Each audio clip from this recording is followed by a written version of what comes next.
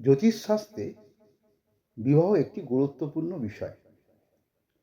এই বিবাহ অভিভাবকদের কাছে চিন্তার বিষয় হয়ে দাঁড়িয়েছে। আমার ছেলেমেয়ের কিভাবে বিবাহ হবে? যোগাযোগের মাধ্যমে হবে, না প্রেম করে হবে, পরে তার পরিণতি কি হবে, ইত্যাদি ইত্যাদি নানা রকম প্রশ্ন আমাদের কাছে করেন।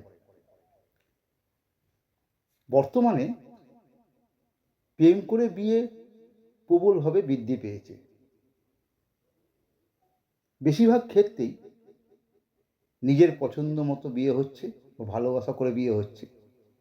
তা সত্ত্বেও দেখা যাচ্ছে যে বিয়ের কিছুদিন পরেই মানসিক দ্বন্দ্ব ও সংঘাত। কিন্তু প্রশ্ন হলো, কেন এই সংঘাত? দেখতে হবে প্রত্যেক জাতকের বা মানুষের এই বিবাহ জীবনের উপর শান্তি, আশা এবং আকাঙ্ক্ষা, কিন্তু কেন অমিল বা বিবাহ বিচ্ছেদ হচ্ছে? বিবাহের আগে রাশিচক্র বা দাম্পত্য মিলন বিচার বিশেষ প্রয়োজন। কিছু অভিভাবক রাশিচক্র মিল করে বিবাহ দিতেন। যারা জ্যোতিষীরা আছেন তারা বলেছেন যে উত্তম রাজ্যটক হলে গণ, নারী ও ভৌমদোষ হয় না, সব দোষ কেটে গিয়ে দাম্পত্য মিলন উত্তম হয়। কিন্তু আমার অভিজ্ঞতায়, জ্যোতিষ জীবনের যে অভিজ্ঞতা আমি দেখেছি,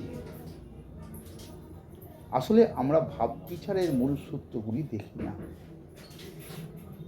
যেমন লগ্ন, রবি ও চন্দ্র, দেহ, মন, আত্মার মিল দেখা বিশেষ প্রয়োজন।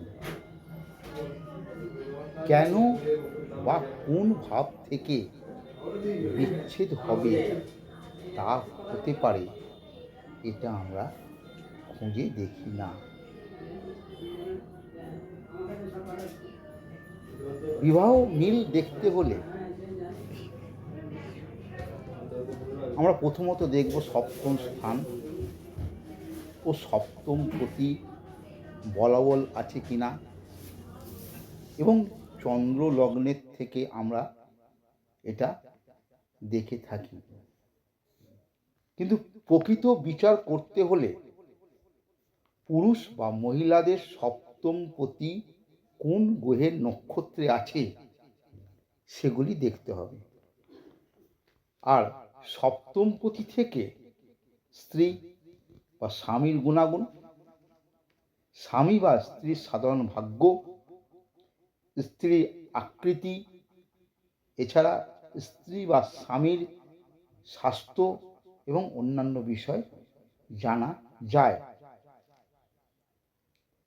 সপ্তমে অবস্থিত গ্রহগুলি স্বামী স্ত্রীর আকৃতি ও গুণাগুণের উপর প্রভাব ফেলবে। শুক্র যে রাশিতে থাকবে সেই রাশির প্রকৃতি অনুযায়ী যে স্ত্রীর চরিত্র হবে। আবার মঙ্গল যে রাশিতে থাকবে বা যার দৃষ্টি পাবে সেই মতো পুরুষের চরিত্র হবে।